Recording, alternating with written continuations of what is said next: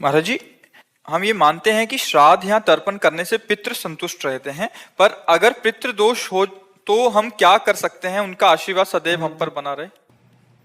वैसे ये प्रश्न तो किसी पंडित से कीजिए जो इन कार्य प्रणालियों को करते हैं।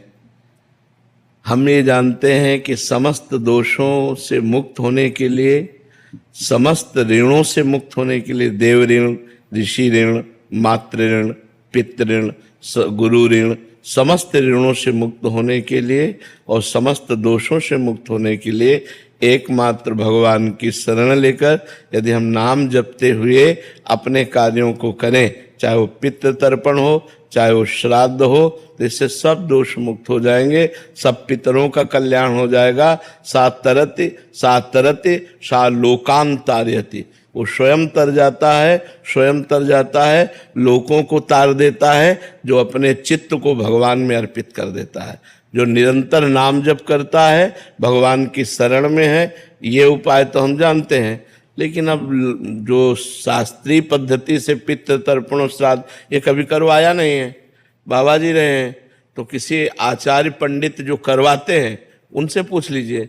और अगर सबका टोटल पूछ रहे हो कि कैसे कल्याण हो, तो एक उपाय है, सर्वधर्मान परित्यज्य मामेकम शरणम ब्रज अहम त्वाम सर्व पापेभ्यो मोक्षयिष्यामि मा शुचा। भगवान कह रहे हैं, राष्ट्रपति हैं, मुकदमा हार गए, फांसी की सजा हो गई, तो एक उपाय है, राष्ट्रपति माफ कर सकता है, दूसरा ले। तो भगवान अखिल ब्रह्मांडों के अधिपति हैं, उनकी शरण में होकर नाम जप किया जाए, सर्व मंगल हो जाएगा, सर्व मंगल हो जाएगा।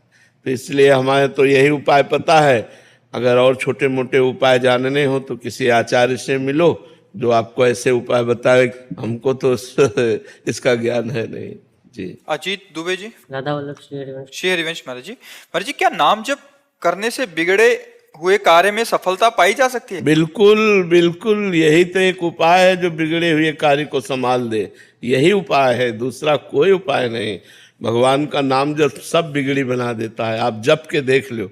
लेकिन ध्यान रखो, बिगड़ा है 100 ग्राम और भजन है 1 ग्राम, तो अभी बिगड़ी नहीं बनेगी। जब 100 के ऊपर, 100 ग्राम के ऊपर भजन बढ़ेगा, तब आपको फटाफट सब कुछ बनता नजर आएगा।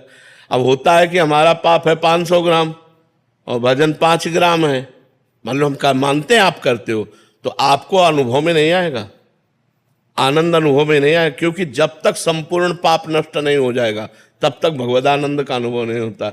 इसीलिए कुछ लोग थोड़े दिन भजन करते हैं और देखते हैं कि लाभ तो मिल नहीं रहा, नुकसान हो रहा है। नहीं, भजन तो लाभ दे रहा है, वो आपके पूर्व पापों का नाश कर रहा है, आपका मंगल कर रहा है। भजन कभी व्यर्थ नहीं जाता, अविनाशी परमात्मा का सुमिरन भजन कभी व्यर्थ नहीं जाता। इसलिए नाम जप करो, बिगड़े काम बनेंगे, पर संभल लो। हम इस बात को दिमाग में बैठा लो कि जितना तुम्हारा गलत आचरण, जब तक वो नष्ट नहीं हो जाएगा तब तक आपका मंगल नहीं होगा।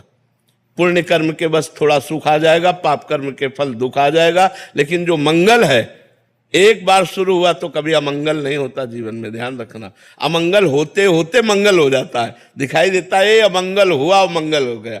कई बार हमने कहा कि तलवार आएगी, वो गले तक वो हार बन जाएगी, वो तुम्हारी गर्दन को नहीं काट, सीम की चाप सके को तासु बड़ रखवार रमापति जासु, पर इतने में तो हालत खराब हो जाएगी।